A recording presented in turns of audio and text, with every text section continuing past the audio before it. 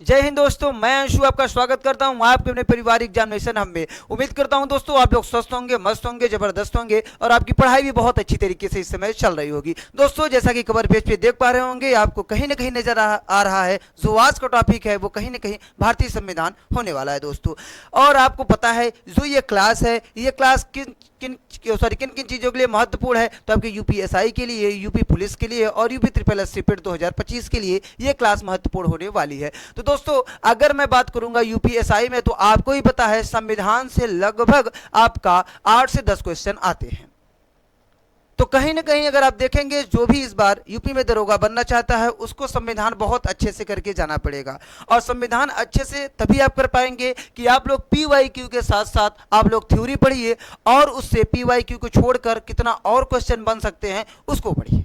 अगर आप लोग 100% तैयार होकर जाएंगे बाबू, तब वहां पे आप लोग 8-10 क्वेश्चन में मतलब 6 से 8 क्वेश्चन कर पाएंगे। और अगर जिस भी बच्चे को पूरे क्वेश्चन में 100% अपना परसेंटाइल देना है बाबू, तो आपको मेहनत करना पड़ेगा और मेहनत आपको मैं करवाऊंगा। केवल आपको 1 घंटे मेरे साथ मेहनत करना पड़ेगा। एक कागज एक कलम निकाल के बैठे दोस्तों, जो मैं आपको बताऊंगा, जो आप जानते हैं उसको आप, ठीक है, आप नोट मत करिएगा, लेकिन जो आप नहीं जानते उसको जरूर नोट करिएगा। हाँ, लेकिन आप लोग जो बच्चे एक बार संविधान पढ़ चुका है वो मेरे साथ रिवीजन भी कर सकता है दोस्तों। अगर बाबू मैं बात करूं किसके संविधान के बारे में ना, तो संविधान का सबसे पहले संविधान में हम लोग क्या देखेंगे, भारत का संवैधानिक विकास। भारत का संवैधानिक विकास, संवैधानिक विकास का अर्थ ये हुआ जिस तरीके से किसी चीज के निर्माण में सबसे छोटी चीज, छोटी छोटी चीजें की जरूरत पड़ती है, उसी प्रकार संविधान को बनाने के लिए, जैसे आज की डेट में जो हमारा संविधान है, अगर राष्ट्रपति को अध्यादेश जारी करने की शक्ति है, तो ये तो कहीं ना कहीं पहले से आया होगा या तो नया बना होगा। तो इसी तरीके से जितनी भी संविधान में चीजें हैं, सबसे ज्यादा चीज वो पिछली बार आ चुकी थी। ठीक है बाबू, तो उसी के विकास के क्रम में हम लोग देखेंगे कि कौन सी चीज कब आई जो बाद में संविधान में जुड़ी। ठीक है, चलिए आइए देखते हैं।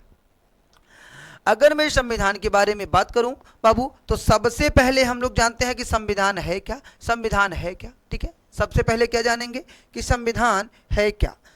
चलिए बाबू, हाँ, संविधान, संविधान का अर्थ क्या होता है, सम प्लस विधान, अर्थात क्या हुआ, एक समान विधान मतलब कानून, एक समान कानून, सभी के लिए एक समान कानून, संविधान का अर्थ होता है। अगर मैं संविधान की परिभाषा के बारे में बात करूं, तो संविधान की परिभाषा आपका क्या होता है बाबू, कि आपका संविधान द्वारा किसी भी देश या राष्ट्र का संचालन किया जाता है। ठीक है, हाँ, अब ये बात की बात है, भारत का संविधान लिखित है, कहीं कहीं अलिखित संविधान है, लेकिन संविधान क्या है, संविधान के द्वारा किसी देश या राष्ट्र का संचालन किया जाता है। आइए देखते हैं क्या लिखा है। नियमों तथा कानूनों का ऐसा संग्रह जिसके द्वारा किसी देश की शासन का संचालन होता है या संचालित किया जाता है। ठीक है, ये आपका क्या हो गया, परिभाषा हो गया।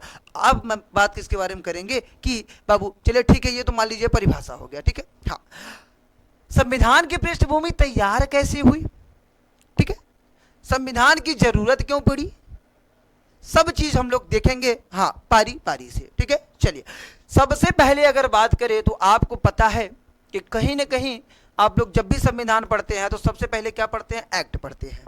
ठीक है, हाँ, 1773 का रेगुलेटिंग एक्ट पढ़ेंगे, 1781 का एक्ट ऑफ सेटलमेंट पढ़ेंगे, 1784 का ईस्ट इंडिया एक्ट पढ़ेंगे। ठीक है बाबू, हाँ, उसके बाद आप 1858 के बाद भारत शासन अधिनियम स्टार्ट हो जाता है। तो आप धीरे धीरे जो जो जब भी अधिनियम या एक्ट पारित हुआ है, आप सभी को करके चलेंगे, उसी को हम लोग कहते हैं भारत का संवैधानिक इतिहास या संवैधानिक विकास। ठीक है, हाँ, क्योंकि भारत का जो संविधान है, उस संविधान का विकास इन्हीं सब में देखा जाएगा। अभी जो जो आप संविधान में पढ़ते हैं, इन्हीं सब चीजें में जितनी ये एक्ट हुई हैं, जितने अधिनियम हुए हैं, सभी का चेहरा आपको दिखने को मिलेगा। तो बाबू सबसे पहली बात मैं आपको बताऊंगा कि अधिनियम बने कैसे, सबसे महत्वपूर्ण बात। तो ध्यान दोगे कि 1498 में पुर्तगाली कंपनी, यूरोपियन कंपनी पुर्तगाली कहाँ आई, भारत आई, वास्को डी गामा, सभी बच्चे ये जानते होंगे। ठीक है, लेकिन बाबू आपको बताऊं, सन 1600 की बात है। कब की, सन 1600 की बात है। ठीक है, 31 दिसंबर सन 1600 में बाबू क्या हुआ कि एक अंग्रेजी कंपनी जिसका नाम था ईस्ट इंडिया कंपनी, क्या नाम था, ईस्ट इंडिया कंपनी,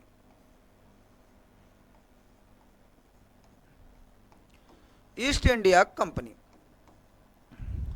इसको 31 दिसंबर सन 1600 में इसकी स्थापना की गई, लेकिन ये भारत 31 दिसंबर सन 1600 में इसको भारत भेजा गया बाबू ईस्ट इंडिया कंपनी को। सबसे महत्वपूर्ण बात, अगर ईस्ट इंडिया कंपनी से बारे में बात करें तो बाबू इसमें लगभग ये जब ईस्ट इंडिया कंपनी को भेजा गया कब, तो आपके सन 1600 में, तो इसी को क्या कहा जाता है, 1600 का सन 1600 का राजलेख, सन 1600 का राजलेख। पेन मोटा है, मैं थोड़ा पतला कर देता हूं,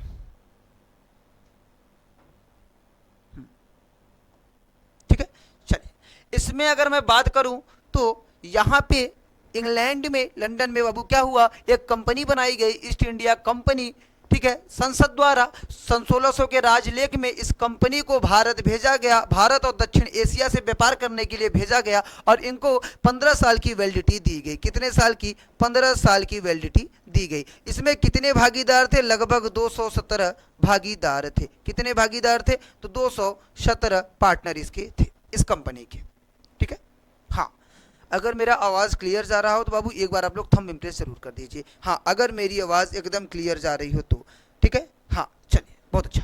अगर हम इसके बारे में बात करेंगे तो इसमें लगभग 30,133 पौंड इस समय कंपनी की लागत थी। उस समय कंपनी ने कितना निवेश किया था, 30,133 पौंड, ठीक है। ये पौंड आपका, जैसे यहाँ पे भारत का बाबू क्या है, आपका मुद्रा क्या है, रूपी है, उसी प्रकार से वहां की मुद्रा पौंड थी। चलिए, ये आपका बहुत अच्छे समझ में आया होगा। सन 1600 का राजलेख, 1600 का जो राजलेख है उसमें क्या हुआ, तो ईस्ट इंडिया कंपनी का एक, इंग्लैंड ने अपना ईस्ट इंडिया कंपनी का निर्माण किया, उसको भारत भेजा, भारत तथा दक्षिण एशिया भेजा व्यापार करने के लिए, उसको 15 साल तक एकाधिकार दिया, ठीक है।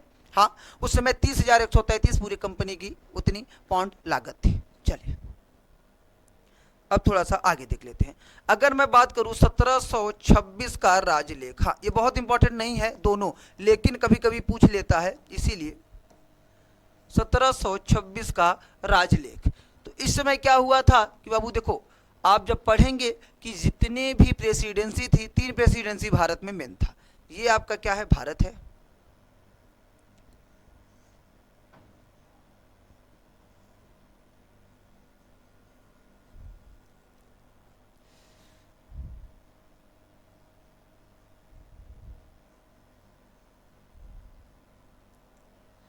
ये आपका भारत हो गया। तो ये आपका बंगाल प्रेसिडेंसी हो गया, कौन सा हो गया, जिसे कलकत्ता प्रेसिडेंसी भी पहले कहते थे, कलकत्ता या बंगाल प्रेसिडेंसी, बंगाल प्रेसिडेंसी। और आपका ये वाला हो गया मद्रास प्रेसिडेंसी, मद्रास प्रेसिडेंसी। और ये आपका हो गया बॉम्बे प्रेसिडेंसी। क्या हो गया, बॉम्बे प्रेसिडेंसी। ये 3 प्रेसिडेंसी आपके भारत में थी बाबू, और तीनों के अलग अलग गवर्नर थे। 1726 में कहा गया कि इन तीनों प्रेसिडेंसियों के गवर्नर को कानून बनाने का अधिकार है। क्या दे दिया, तीनों को कानून बनाने का अधिकार। क्या दे दिया, कानून बनाने का अधिकार, ठीक है। चलिए, उम्मीद करता हूं आपको बहुत जबरदस्त तरीके से ये समझ में आ रहा होगा। किसी को कोई भी डाउट हो बाबू, आप लोग मुझे बता देंगे, मैं डाउट भी सॉल्व कराऊंगा आपका, उसके साथ साथ मैं आपका टॉपिक भी कवर कराऊंगा, PYQs भी सॉल्व कराऊंगा। चलिए, हाँ, ये बात हो गया 1726 के राजलेख के बारे में। इसके पहले मैंने आपको 1600 का राजलेख बताया, जब कंपनी का निर्माण हुआ, जब कंपनी का निर्माण हुआ। बहुत अच्छा। चलिए, हाँ, अब हम बात करेंगे 1773 का रेगुलेटिंग एक्ट, जिसे संवैधानिक विकास का जो पहला अधिनियम था, पहला एक्ट था, उसको किसको माना जाता है, 1773 का रेगुलेटिंग एक्ट, 1773 का रेगुलेटिंग एक्ट। 1773 के रेगुलेटिंग एक्ट के समय, उस समय राजा कौन था, तो राजा कौन था बाबू, आपके जॉर्ज तृतीय, जॉर्ज तृतीय। अगर मैं बात करूंगा इस समय वहां पे PM कौन था, प्रधानमंत्री कौन था बाबू, तो लॉर्ड नाथ, लॉर्ड नाथ, लॉर्ड नाथ, ठीक है। चलिए, कब, 1773 का रेगुलेटिंग एक्ट। 1773 का जो रेगुलेटिंग एक्ट था, वो रेगुलेटिंग एक्ट लाने का पीछे का जो कारण था, सबसे पहले वो जानिए। सबसे बड़ी बात, 1757 में प्लासी का युद्ध होता है, सिराजुद्दौला बनाम आपके रॉबर्ट क्लाइव बंगाल का गवर्नर था, ठीक है। जब होता है इन दोनों के बीच युद्ध होता है तो वहां पे सिराजुद्दौला की हार हो जाती है, रॉबर्ट क्लाइव जीत जाता है। तो वहीं से कहा जाता है कि अंग्रेज जो शासन प्रशासन में सबसे अपना मजबूत कड़ी दिखाते हैं, तो वो कहीं न कहीं देन है 1757 की प्लासी का युद्ध, जो कि इसमें बंगाल के नवाब थे सिराजुद्दौला, उनकी हार हो जाती है। ठीक है, उसके बाद अब देखिए 1759 में एक डच कंपनी थी, उसको वेड्रा के युद्ध में अंग्रेज भगा देते हैं। 1760 में आपका वांडीवास का युद्ध होता है, उसमें फ्रेंच को हराकर उनको भी भगा देते हैं।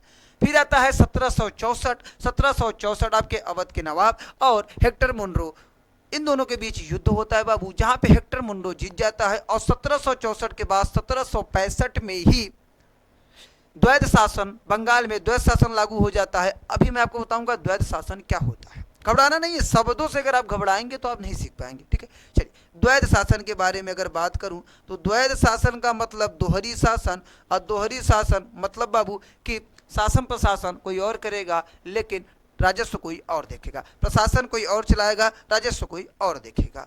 तो यहाँ पे बंगाल के जो नवाब रहते थे उनको क्या दे दिया गया, वो प्रशासन देखेंगे, शासन प्रशासन देखेंगे, लेकिन राजस्व है, राजस्व कौन वसूलेगा, वो कंपनी वसूलेगी। इसी को कहते हैं द्वैध शासन या दोहरी शासन। ठीक है, चलिए उम्मीद करता हूँ आपको जो जितनी चीज़ें मैं आपको बताया हूँ वो चीज़ें आपको बहुत अच्छे तरीके से समझ में आया होगा।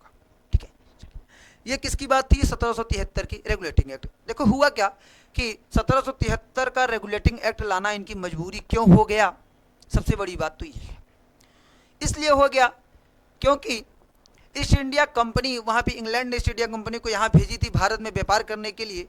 तो इसने किया क्या, जो यहाँ पे गवर्नर थे वो ईस्ट इंडिया कंपनी का जो व्यापार था उसको कम चलाते थे, स्वतः अपना व्यापार ज़्यादा चलाते थे। और इन लोग इंग्लैंड में क्या दिखाते थे कि कंपनी है घाटे में, कंपनी किस में है, कंपनी घाटे में है, मुझे और पैसा दो तब मैं व्यापार करूं। मतलब चोर को चोर लूट रहा है, समझ रहे ना मेरी बात, कंपनी को इसके गवर्नर ही लूट रहे हैं।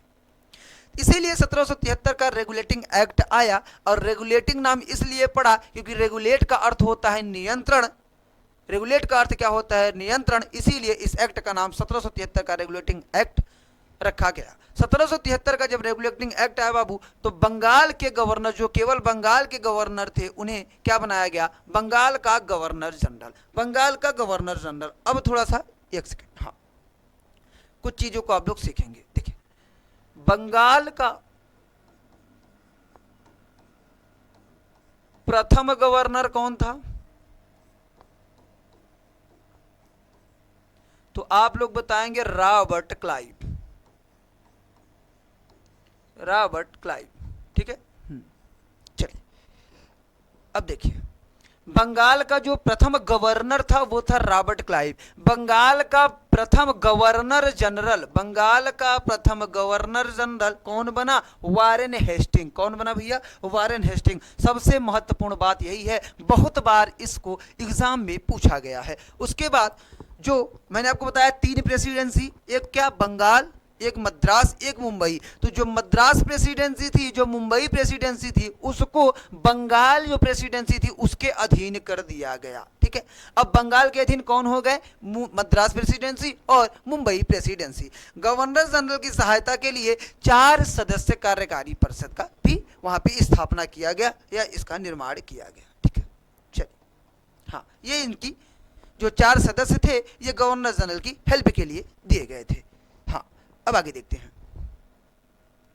1774 में, ये 1773 की रेगुलेटिंग एक्ट की बात हो रही है। 1774 में एक उच्च न्यायालय की स्थापना होती है। अब कहाँ होगी बाबू, तो आपको दिखा है ये कलकत्ता में। कहाँ पे, कलकत्ता में। अब ध्यान देना, कलकत्ता में होती है, जिसके प्रथम जज जो प्रथम न्यायाधीश थे वो कौन थे, इलेजाह इम्पे। वहीं अगर हम बात करें किसके बारे में कि अन्य जज कौन कौन था, अन्य जज कौन कौन था, तो अन्य 3 थे। तीनों के क्या क्या नाम थे बाबू, चैम्बर्स, लिमेस्टर एंड हाइड, ये 3 अन्य थे। कभी कभी पूछ लेता है निम्न में से कौन से अन्य मुख्य न्यायाधीश 1774 कलकत्ता उच्च न्यायालय के नहीं थे। वहां पे ये 3 ऑप्शन दे देगा, चौथा ऑप्शन कोई और दे देगा। यहाँ पे 3 सही है, जो चौथा होगा वही नहीं होगा। इसीलिए आप लोग एक बार इनका नाम जरूर याद रख लीजिएगा, ठीक है। चलिए, हाँ, ये EIC का मतलब ईस्ट इंडिया कंपनी, मतलब east India company.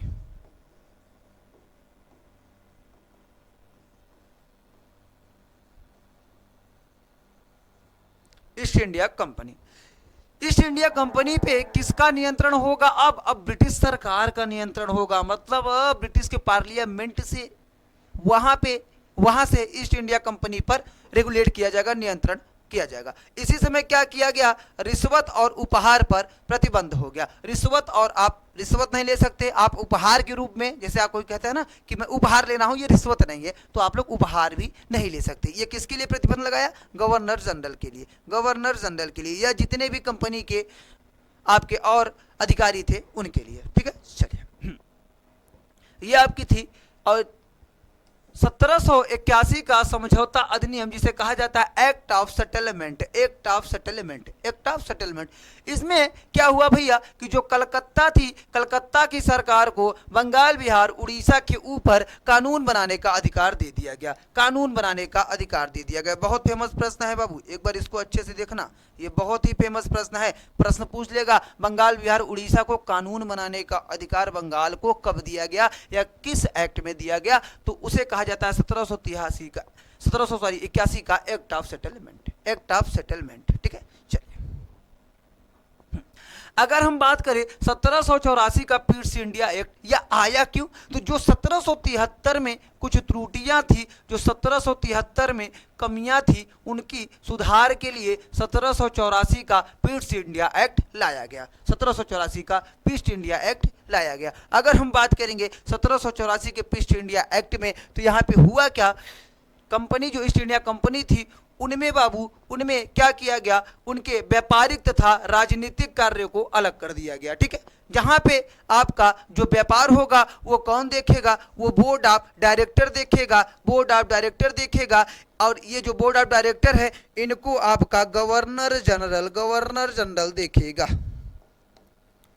Board of director को गवर्नर जनरल देखेगा। और बोर्ड ऑफ जो कंट्रोल है, इसको कौन देखेगा? तो इसको ब्रिटिश पार्लियामेंट देखेगी, इसको ब्रिटिश संसद देखेगी, ठीक है। हाँ, देखिए, राजनीतिक कार्य को कौन देखेगा? तो वो देखेगा कौन? Board of control. और जिसपे किसका नियंत्रण रहेगा? तो ब्रिटिश संसद का नियंत्रण रहेगा। वहीं अगर बात करें जो व्यापार होगा, व्यापार को देखेगा बोर्ड ऑफ डायरेक्टर। और बोर्ड ऑफ डायरेक्टर के कर्ता धर्ता कौन रहेंगे? गवर्नर जनरल, बंगाल के गवर्नर जनरल। चलिए, जो द्वैध शासन आपको मैं बताया, जो बंगाल में स्टार्ट हुआ था बाबू, वो आपके यहाँ पे भी द्वैध शासन देखने को मिलेगा। और ये द्वैध शासन यही था, board of director and board of control. इसको बाद में 1858 में समाप्त कर दिया जाएगा। 1858 में क्यों समाप्त किया जाएगा?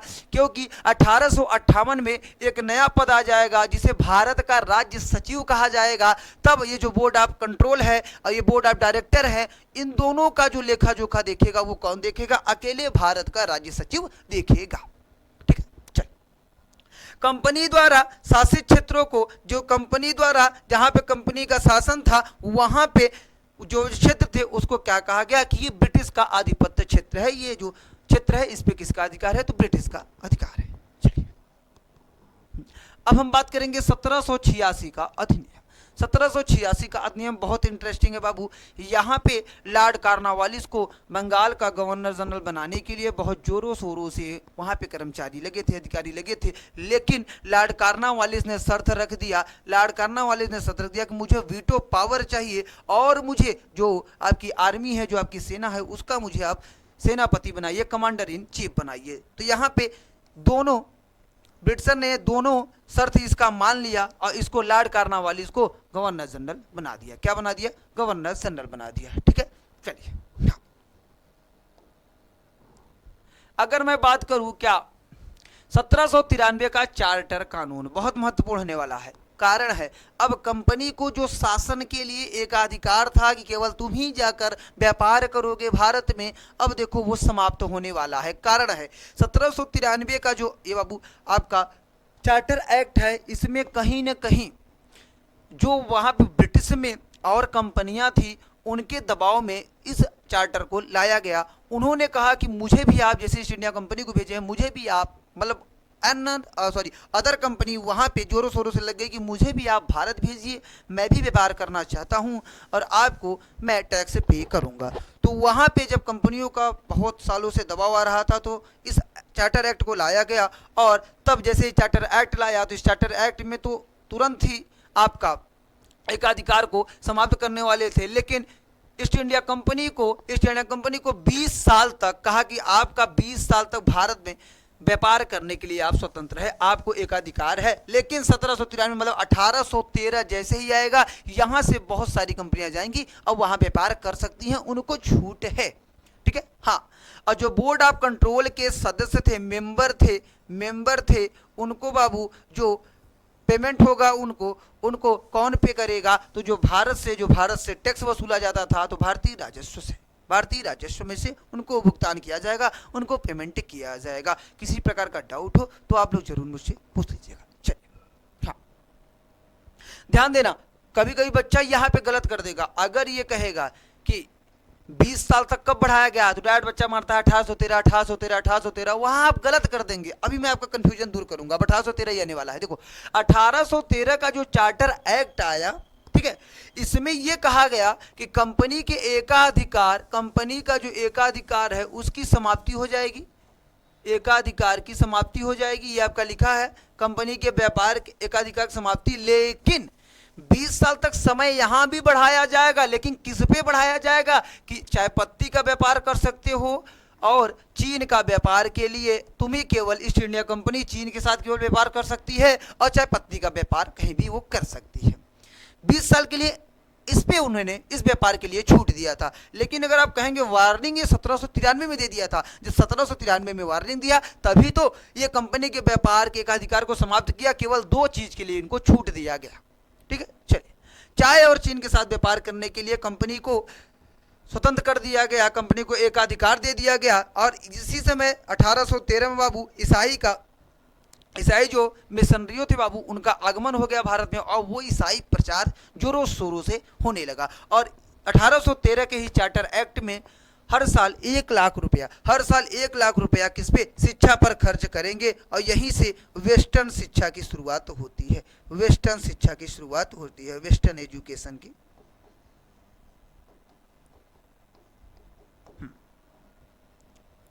ठीक है, चलिए, हाँ, अगर अब आपसे कोई भी प्रश्न पूछेगा तो आप बता सकते हैं। कंपनी के एकाधिकार को कब समाप्त किया गया? 1813 में। कंपनी को पूर्ण रूप से एकाधिकार को कब समाप्त किया गया? तो 1833 में जो चाय और चीन है उनको भी वो समाप्त कर देगा। लेकिन वार्निंग अगर आ जाएगा तो वार्निंग 1793 में ही दे दिया गया था। अगर बात करें 1833 का चार्टर एक्ट, बहुत महत्वपूर्ण होने वाला है। अभी तक जो बंगाल का बाबू गवर्नर जनरल था, बंगाल का गवर्नर जनरल जो था, अब वो क्या हो जाएगा? अब वो भारत का गवर्नर जनरल हो जाएगा। जो केवल बंगाल तक शासन करता था क्योंकि कारण है बंगाल के ही अधीन कौन है? बॉम्बे प्रेसिडेंसी और मद्रास प्रेसिडेंसी। तो ओवरऑल जो है उस वहां पे भारत में किसका शासन है कंपनी में? तो बंगाल के गवर्नर जनरल का। तो इसीलिए पहले इनडायरेक्ट शासन करते थे, अब इन्हीं को क्या कह दिया गया कि आप पूरे भारत के गवर्नर जनरल हैं। ठीक है, अब आपसे पूछे कि भारत का प्रथम गवर्नर जनरल कौन था? तो आप कहेंगे लॉर्ड विलियम बेंटिक।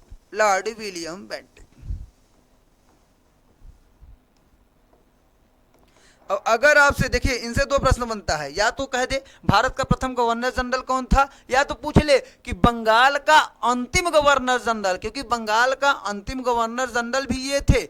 जब ये थे तभी तो ये पद समाप्त कर दिया गया। तो बंगाल का अंतिम गवर्नर जनरल कौन है बाबू? तो आपके लॉर्ड विलियम बेंटिक, या भारत के प्रथम गवर्नर जनरल। चलिए, कंपनी के एकाधिकार को समाप्त कर दिया गया पूर्ण रूप से एकाधिकार को क्या कर दिया गया? समाप्त कर दिया गया। गवर्नर जनरल के परिषद में एक विधि सदस्य आया, एक मेंबर आया, कानूनी मेंबर आया, जो कौन था बाबू? तो आप लोग नाम सुने होंगे, मैकाले। अगर आपसे पूछे मैकाले विधि सदस्य कब बनाया गया? तो 1833 के चार्टर एक्ट में मैकाले को एक विधि सदस्य बनाया गया। दास प्रथा खत्म किया गया। सबसे दास प्रथा से प्रश्न दो चीज पूछता है कि दास प्रथा का अंत किसने करवाया। तो प्रथम आपको जो हेल्प किए थे वो थे राजा राम मोहन राय। राजा राम मोहन राय, ठीक है। हाँ, राजा राम मोहन राय इसमें किसकी मदद लिए थे। तो लॉर्ड विलियम बेंटिंग, क्योंकि उस समय भारत का गवर्नर जनरल कौन था, लॉर्ड विलियम बेंटिंग, उनसे मदद लेकर दास प्रथा का अंत करा दिया। क्या करा दिया, दास प्रथा का अंत करा दिया गया। ठीक है बाबू, चलो। हाँ हाँ, एक सेकंड, सभी लोग रुके रहेंगे।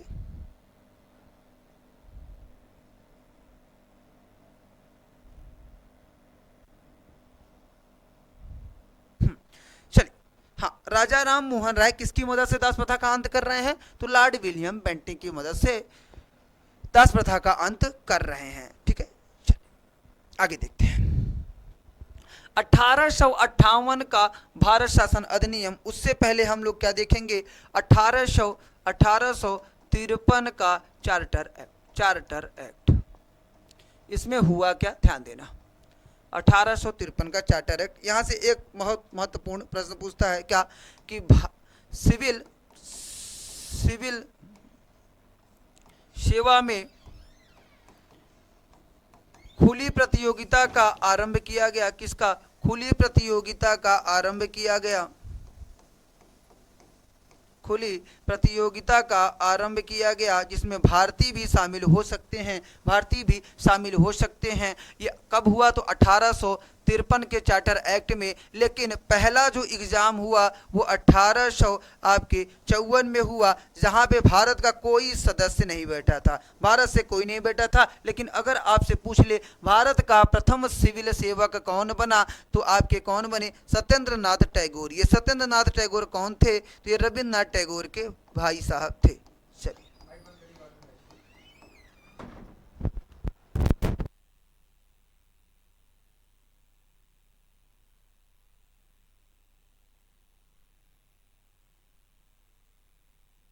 हाँ, तो बाबू कौन बना, सत्येंद्र नाथ टैगोर, सत्येंद्र नाथ टैगोर।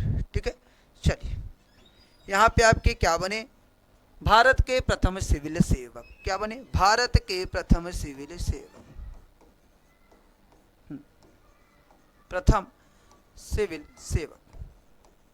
अच्छा, कब बने, तो 1863 वाले एग्जाम में ये बैठे थे, वहीं पे इन्होंने परीक्षा पास किया। और 1863 में भारत के प्रथम सिविल सेवक कौन था बाबू, तो वो थे आपके कौन, सत्येंद्र नाथ टैगोर। कौन था, सत्येंद्र नाथ टैगोर। चलिए, हाँ, इसी समय 1853 के चार्टर एक्ट में ही जो विधवा पुनर्अधिनियम था उसको भी पास किया गया था। लेकिन उसको खत्म कब किया गया, 1856 में। क्या बाबू, विधवा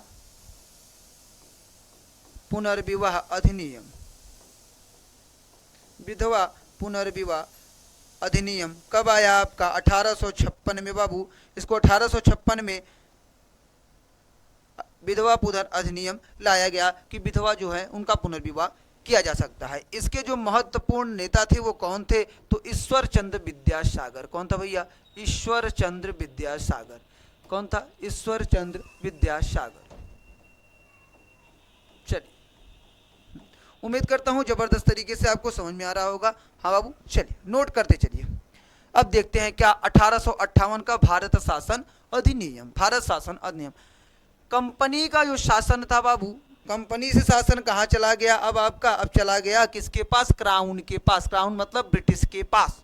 ठीक है, अब ध्यान देना, मैंने आपको एक चीज नहीं बताया, वो आपको बताने जा रहा हूं। देखिए, 1773 से लेकर 1853 तक जितने भी एक्ट आए ये आपके क्या थे, तो ये आपके एक्ट थे। ठीक है, रेगुलेटिंग एक्ट हो गया, चार्टर एक्ट हो गया, पिट्स इंडिया एक्ट हो गया। लेकिन 1857 की भारत में क्रांति सभी लोग जानते होंगे, अगर नहीं जानते हो तो कोई बात नहीं बाबू, मैं वीडियो बनाया हूं, आप लोग देख लीजिएगा। 1857 की क्रांति हुई भारत में। वहां से क्या हुआ कि सभी जगह क्रांतियों से, चाहे झांसी हो, चाहे ग्वालियर हो, चाहे आपका लखनऊ हो, चाहे इलाहाबाद हो, चाहे आपका बाबू जमशेदपुर हो, हर जगह से बहुत लोग, जगदीशपुर से बहुत लोग अपनी क्रांति की शुरुआत कर चुके थे ब्रिटिश के खिलाफ, ईस्ट इंडिया कंपनी के खिलाफ।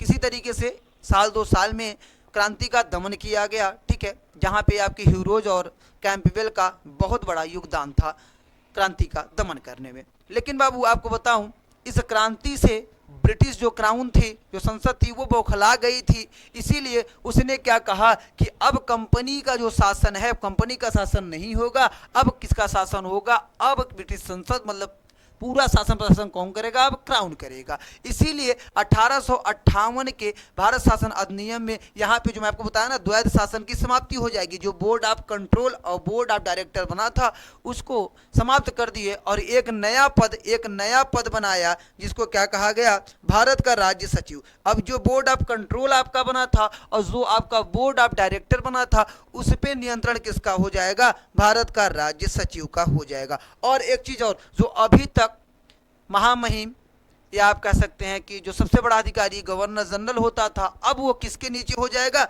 भारत के राज्य सचिव के वो नीचे हो जाएगा। जो भारत का राज्य सचिव कहेगा उसको मानना पड़ेगा, ठीक है। चल, तो गवर्नर जनरल को, हाँ एक चीज और, गवर्नर जनरल को क्या बनाया गया, भारत का वायसराय, फिर नाम चेंज कर दिया गया, क्या बनाया गया, भारत का वायसराय। अब सबसे महत्वपूर्ण बात, अगर आपसे कह दे कि भारत का प्रथम वायसराय किसे बनाया गया, तो भारत का प्रथम वायसराय किसे बनाया गया, लॉर्ड कैनिंग को। ध्यान देना, लॉर्ड कैनिंग वही है जो 1857 की क्रांति किसके समय हुई, तो कैनिंग के समय। 1857 की क्रांति आपके किसके समय हुई, तो वो है कैनिंग के समय। चलिए, घोषणा पत्र महारानी का लॉर्ड कैनिंग ने कहाँ पढ़ा, तो इलाहाबाद में पढ़ा था, ठीक है। चलिए, अब जितने भी अधिनियम आएंगे, अभी तक एक्ट था, अब उसको हिंदी में अधिनियम, भारत शासन अधिनियम, भारत परिषद अधिनियम अब आएगा। तो अब जो पहले एक्ट थे बाबू वो बनते थे ब्रिटिश में, लेकिन अब जितने भी अधिनियम आएंगे वो कहाँ बनाए जाएंगे, वो भारत में बनाए जाएंगे। देखते हैं क्या 1861 का भारत परिषद अधिनियम, ठीक है। चलिए, कानून बनाने की प्रक्रिया में जो भी कानून बनेगा उसमें जो भारतीय मेंबर होंगे उनको भी शामिल किया जाएगा, उनको भी बताया जाएगा कि हम ये कानून बना रहे हैं, ठीक है। विधान परिषद में 3 भारतीयों को मनोनीत किया जाए, 3 भारतीय मनोनीत को किया गया विधान परिषद में। और वो 3 कौन कौन थे बाबू, तो ध्यान देना, बनारस के राजा, पटियाला के महाराज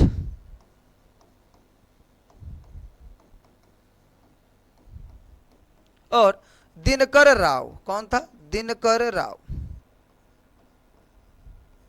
और कौन था, दिनकर राव। चलिए, मद्रास और मुंबई जो बंगाल के अधीन थी, अब वो क्या हो गई, ये दोनों स्वतंत्र हो गई, अब ये उनके अधीन नहीं रहेगी, ठीक है।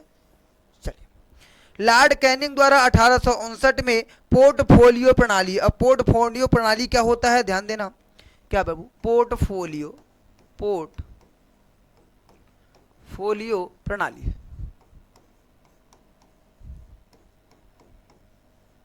पोर्टफोलियो प्रणाली, ठीक है।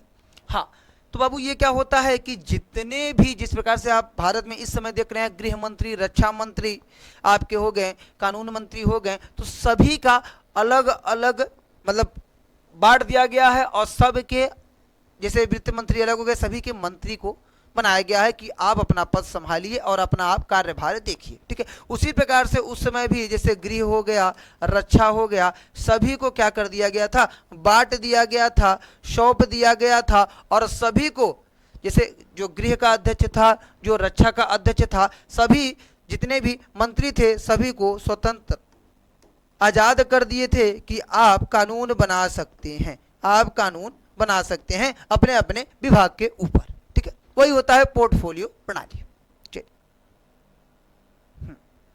उसके बाद वायसराय को जो अध्यादेश आप देखते हैं कि राष्ट्रपति को इस समय 123 के तहत अध्यादेश, राष्ट्रपति अध्यादेश जारी करता है, ठीक है। उसी प्रकार से ये जो अध्यादेश आपको कब देखने को मिला, 1861 में ही अध्यादेश आ गया था। कब, 1861 में।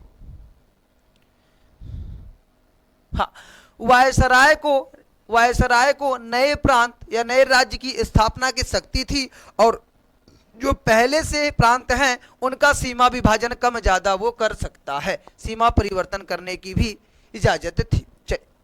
वायसराय को विधान परिषद की स्थापना की शक्ति कि वायसराय विधान परिषद अपना बना सकता है, जिस प्रकार से आप देखते हैं कि 5-6 जगह भारत में क्या है, विधान परिषद का जो है विधान परिषद उसको बनाया गया है। जैसे उत्तर प्रदेश में भी विधान परिषद है। अगर हम बात करेंगे बाबू तो उस समय 1862 में बंगाल में विधान परिषद, 1866 में उत्तर पश्चिम सीमा प्रांत में विधान परिषद और 1897 में पंजाब में विधानसभा का गठन किया गया। ठीक है, सॉरी, विधान परिषद का गठन किया गया। चलिए, अगर मैं बात करूं 1852, देखो बाबू मैं एक चीज बता रहा हूं, तुम 1861 से केवल 2 चीज याद कर लो, एक पोर्टफोलियो याद कर लो सबसे बड़ी चीज, और एक अध्यादेश। 1861 से केवल 2 प्रश्न पूछा जाता है, या तो ये पूछता है कि जो 3 विधान परिषद में जो 3 सदस्य मनोनीत किए गए थे वो आपके कौन कौन थे, तो बनारस के राजा, पटियाला के महाराज और दिनकर राव, यही 3 प्रश्न आपके 1861 से पूछे जाते हैं। 1892 का भारत परिषद अधिनियम, इसमें क्या हुआ था, इससे केवल एक चीज ध्यान देना कि बजट पर भारतीयों को बजट पर प्रश्न तथा बहस करने का अधिकार मिला और इनको निर्वाचन प्रणाली में छूट मिली। ठीक है, चल, हाँ, अगर मैं बात करूं बाबू, हाँ चलिए, अगर बात करूं किसके बारे में, 1909, बहुत महत्वपूर्ण, जिसे हम लोग मार्ले मिंटो सुधार, मार्ले, हाँ अच्छा नाम भी बताऊंगा क्यों नाम पड़ा, मार्ले मिंटो सुधार के नाम से इस अधिनियम को जाना जाता है। उस समय मार्ले कौन था, जिसका पहला नाम आएगा बाबू वो कौन रहेगा, वो रहेगा भारत का राज्य सचिव, और जो बाद में आएगा वो कौन रहेगा, तो वो रहेगा गवर्नर जनरल, गवर्नर जनरल या वायसराय, या वायसराय। ठीक है, ध्यान देना। 1909 में केवल एक चीज याद करना, यहाँ पे पहली बार सांप्रदायिकता को छूट मिली और मुस्लिमों को सांप्रदायिकता, निर्वाचन में मुस्लिमों को उनका क्षेत्र बांटा गया कि आप सांप्रदायिकता को, मुस्लिम को सांप्रदायिकता दिया गया कि आप अपना चुनाव लड़ सकते हैं, जो आपका क्षेत्र है वहां से केवल मुस्लिम ही लड़ सकता है, केवल मुस्लिमों को 1909 में सांप्रदायिकता दिया गया। ठीक है, चलिए, पहली बार किसी भारतीय को वायसराय की कार्यपालिका परिषद से जोड़ने का प्रावधान दिया गया, जिसमें कौन, सत्येंद्र नाथ सिन्हा को वायसराय की कार्यपालिका में प्रथम सदस्य बनाया गया। सांप्रदायिकता को वैधानिक रूप प्रदान किया गया, मैंने आपको बताया ना, और किसको दिया, तो मुस्लिमों को दिया, मुस्लिमों को। ठीक है, हाँ, आगे चलकर आपको देखने को मिलेगा दलितों को भी मिलेगा, ठीक है, सिखों को भी मिलेगा। मुसलमानों के लिए सांप्रदायिकता प्रतिनिधित्व तथा अलग निर्वाचन क्षेत्र, जो मैं आपको बताया वही चीज यहाँ पे लिखा है। मिंटो को सांप्रदायिकता निर्वाचन के जनक के रूप में जाना जाता है, किसको, मिंटो को, क्योंकि मिंटो ही जो निर्वाचन है उसको सांप्रदायिकता के आधार पे यही सबसे पहले बांटा, और मुस्लिमों को सबसे पहले यही क्या देता है, सांप्रदायिक निर्वाचन क्षेत्र लड़ने के लिए जगह। चलिए, 1919 का भारत शासन अधिनियम, इसको भी बाबू क्या कहते हैं, जिस प्रकार से 1909 को मार्ले मिंटो सुधार कहा जाता है, उसी प्रकार से इसको क्या कहा जाता है, मॉन्टेग्यू चैम्सफोर्ड सुधार। अब ध्यान देना, जो मॉन्टेग्यू चैम्सफोर्ड सुधार है, तो हमने क्या बताया, पहला शब्द किसको जाएगा, सचिव, क्या रहेगा, ये भारत का उस समय सचिव रहा होगा, और जो दूसरा शब्द है ये कौन रहेगा, वायसराय रहेगा, या इसी को गवर्नर जनरल कहते हैं। ठीक है, तो चैम्सफोर्ड उस समय वायसराय था और मॉन्टेग्यू क्या था, राज्य सचिव था। इसे मॉन्टेग्यू चैम्सफोर्ड सुधार के नाम से भी जाना जाता है। इस समय मॉन्टेग्यू भारत का राज्य सचिव तथा चैम्सफोर्ड भारत का वायसराय था, वही बात है बाबू। प्रांतों में आंशिक उत्तरदायी शासन था, प्रांतों में पूर्ण रूप से शासन नहीं था, लेकिन तथा द्वैत शासन की स्थापना की गई, मतलब दोहरी शासन, प्रांतों में प्रांतों का भी शासन रहेगा और केंद्र के भी शासन रहेगा। प्रांतों में द्वैत शासन के जनक कौन थे, लियोनेल कॉर्टिस, बहुत महत्वपूर्ण है, इसको जरूर याद करना बाबू, बहुत इंपॉर्टेंट है ये। ठीक है, हाँ, इसीलिए इसको जरूर देख लेना। इस अधिनियम के तहत केंद्र में द्विसदनी व्यवस्था स्थापित किया गया, केंद्र में भी 2 सदन व्यवस्था स्थापित किया गया। ठीक है, चलिए, जो आपको पता है आरक्षित क्षेत्र और प्रशासनिक क्षेत्र। प्रत्यक्ष निर्वाचन की व्यवस्था प्रारंभ की गई, डायरेक्ट निर्वाचन की व्यवस्था प्रारंभ की गई। भूमि कर आय के आधार पर सीमित संख्या में लोगों को मताधिकार प्रदान किया गया। ठीक है, हाँ, मतलब बहुत से कम लोगों को वोट डालने का अधिकार दिया गया, और किसके आधार पर, भूमि के आधार पर, टैक्स के आधार पर और आय के आधार पर। सांप्रदायिकता आधार पर देखो, अब तभी केवल 1909 में केवल किसको मिला बाबू, मुस्लिमों को मिला। अब देखो, सिखों को भी मिल गया, भारतीय ईसाइयों को भी मिल गया, आंग्लों को भी मिल गया, तथा भारत और यूरोपी के लिए भी अलग अलग निर्वाचन के सिद्धांत को लागू कर दिया गया। ठीक है, बहुत अच्छे से चीजें आपको समझ में आ रही होगी। किसी प्रकार का आपको कंफ्यूजन हो तो आप लोग जरूर मुझसे अपना डाउट क्लियर करा सकते हैं। चलिए, 1935 का भारत शासन अधिनियम बहुत महत्वपूर्ण होने वाला है। जो संविधान में आज आप देखते हैं, क्या अभी इस समय 470 से भी ज्यादा अनुच्छेद हैं, आपकी टोटल 12 अनुसूचियां हैं और लगभग आपके 25 भाग है बाबू। तो वो कहीं न कहीं वहाँ वो जो आपको देखने को मिलता है 1935 से ही आपको यह एक विशिष्ट बहुत बड़ा दस्तावेज था, जिसमें 321 अनुच्छेद और 10 अनुसूचियां शामिल थी। लेकिन हाँ, इसमें प्रस्तावना शामिल नहीं था। इसमें क्या था? प्रस्तावना का अभाव था, क्योंकि प्रस्तावना को आपको भी पता होगा कि 1973 से पहले प्रस्तावना को संविधान का अंग नहीं माना जाता था। ठीक है, चले।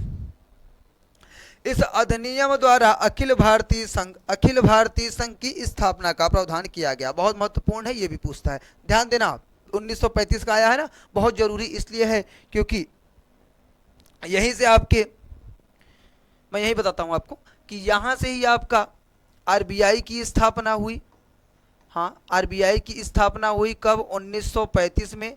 दिल्ली में सुप्रीम कोर्ट की स्थापना हुई कब? 1937 में। बहुत महत्वपूर्ण है, इस अधिनियम के तहत ही आरबीआई की भी स्थापना की गई है और जो दिल्ली में सुप्रीम कोर्ट देखते हैं उसकी भी स्थापना की गई है। प्रांतों में द्वैध शासन की व्यवस्था समाप्त करके केंद्र में द्वैध शासन लागू किया गया। प्रांत से अब समाप्त कर दिया गया, केवल केंद्र में द्वैध शासन लागू किया गया तथा प्रांतों को स्वायत्तता प्रदान की गई। प्रांत में जो थे वो उनको स्वतंत्रता दी गई।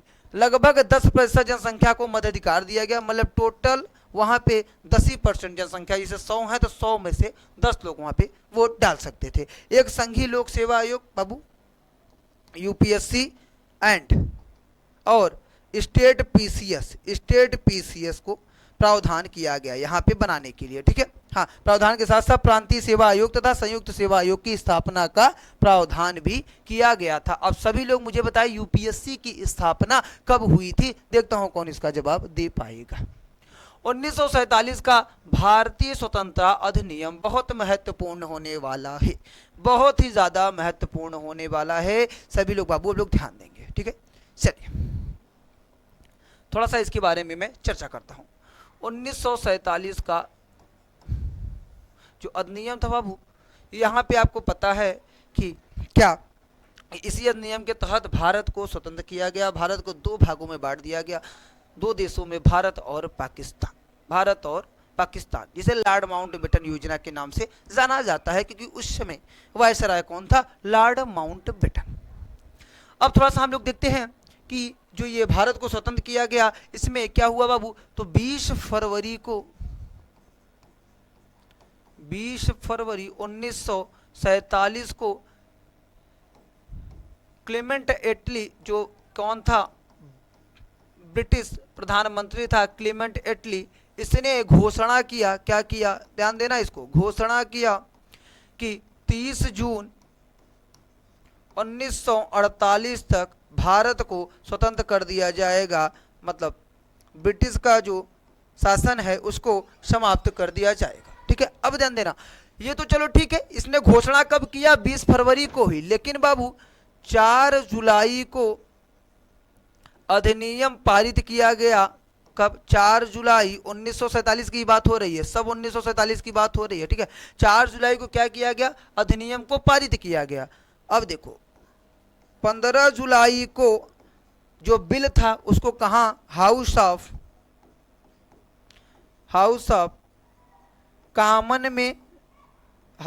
कॉमन्स में प्रस्तुत किया गया और 16 जुलाई को हाउस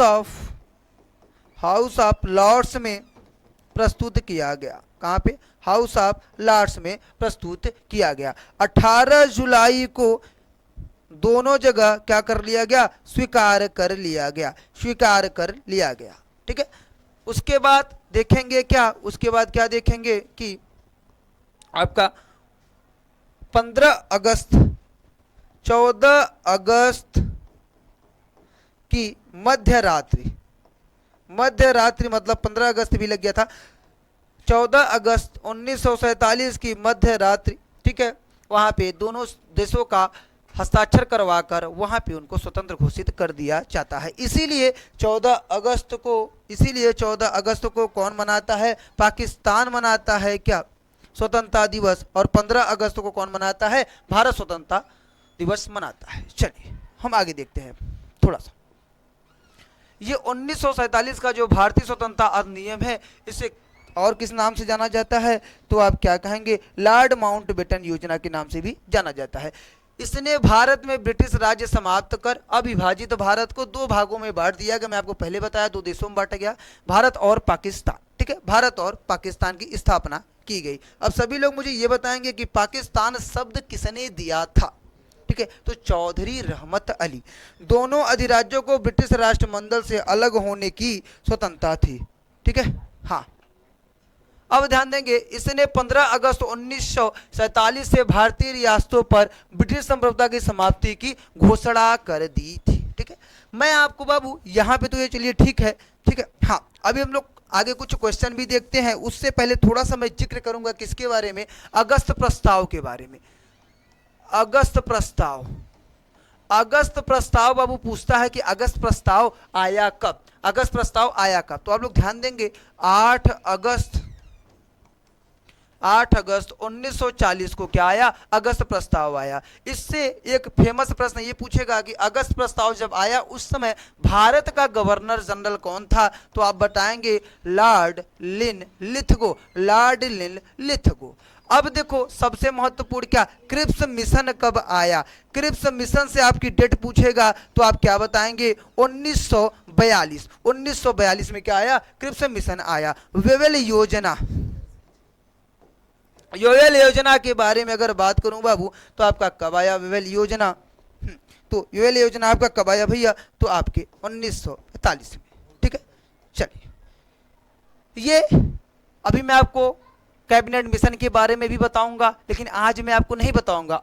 जब संविधान सभा या संविधान का जो निर्माण है, जो आपका पार्ट 2 क्लास 2 में मैं आपको कल दूंगा बाबू, उसमें आपको कैबिनेट मिशन को बहुत अच्छे तरीके से मैं समझाऊंगा। कैसे कैबिनेट मिशन भारत आया, उसमें कौन कौन कितने सदस्य थे, कैबिनेट मिशन का अध्यक्ष कौन था। ठीक है, उसके साथ कैबिनेट मिशन ने क्यों आया था, संविधान सभा का निर्माण करने आया। ठीक है, संविधान सभा में कितने सदस्य थे, उसकी चर्चा हम लोग कल करेंगे। आज हम कुछ महत्वपूर्ण प्रश्न है उसको देख लेते हैं। चलिए, ये आपका PYQ है बाबू, ये आपका क्वेश्चन आया हुआ है जितना भी है। तो पहला क्वेश्चन क्या है, भारत में ईस्ट इंडिया कंपनी के व्यापार एकाधिकार को समाप्त करने के लिए किस अधिनियम का गठन किया गया था। किस अधिनियम का गठन किया गया था, तो आपको पता है 1813 का चार्टर एक्ट। लेकिन अगर आपसे पूछ लेता पूर्ण रूप से अगर पूछ लेता, तब आपका आंसर क्या हो जाता, तब आपका आंसर हो जाता 1833 का चार्टर एक्ट।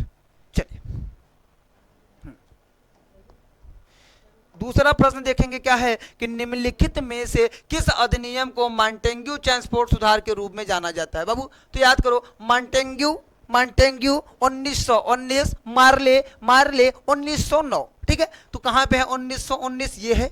इसमें क्या किया गया, इसमें सिखों, ईसाइयों, भारतीय मिशनरियों को सांप्रदायिकता चुनाव के लिए छूट दी गई या स्वतंत्रता की दी गई। ठीक है, चलिए 1892 से अगर पूछेगा तो क्या कहोगे, बजट पर बहस और प्रश्न पूछने के लिए 1892 के अधिनियम में बताया गया। 1861 में वायसराय को अध्यादेश और पोर्टफोलियो प्रणाली 1935 से सुप्रीम कोर्ट की स्थापना हुई आपका, और RBI की भी स्थापना की गई थी। 1909 को क्या कहा गया भैया, इस अधिनियम को किस और नाम से जाना जाता है, तो मैंने क्या बताया, मार्ले मिंटो सुधार।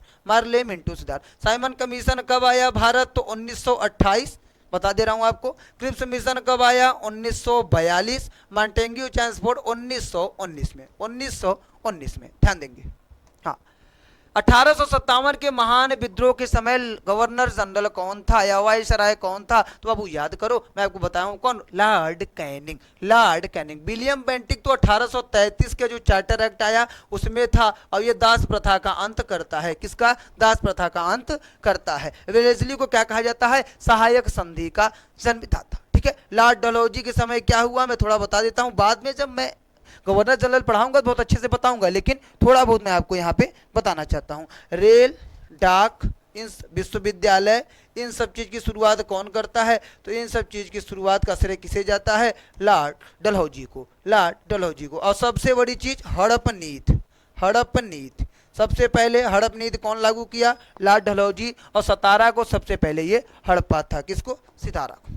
निदेशक तत्व वर्ष 1935 के भारत सरकार अधिनियम में उल्लिखित मिलते जुलते हैं। अधिकार पत्र, मैकाले रिपोर्ट या उद्देश्य संकल्प या निर्देशों के साधन। तो आपको पता है मैकाले रिपोर्ट 1833 में आता है विधि सदस्य के रूप में, ठीक है। लेकिन बाबू ये कब पूछा, 1935 का। निर्देशों के साधन जो है उससे आपके 1935 का भारत शासन अधिनियम मिलता जुलता है। आपको भी पता है 300 से ज्यादा इसमें अधिनियम थे, लगभग 10 अनुसूची भी थी। ब्रिटिश ईस्ट इंडिया कंपनी द्वारा विधवा पुनर्अधिनियम किस वर्ष पारित किया गया? तो कब पारित किया गया बाबू? 1856 में। ईश्वर चंद्र विद्यासागर, ईश्वर चंद्र विद्यासागर,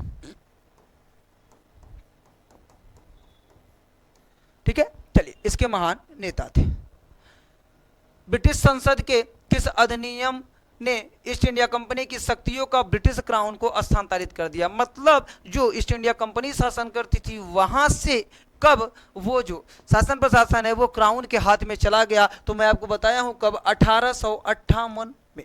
क्योंकि 1857 की जो महान क्रांति होती है उसी से ब्रिटिश संसद बौखला जाती है, इसीलिए वो क्राउन अपने हाथ में सत्ता ले लेती है। तो आपका राइट आंसर क्या हो जाएगा? 1858 का भारत सरकार अधिनियम, ठीक है।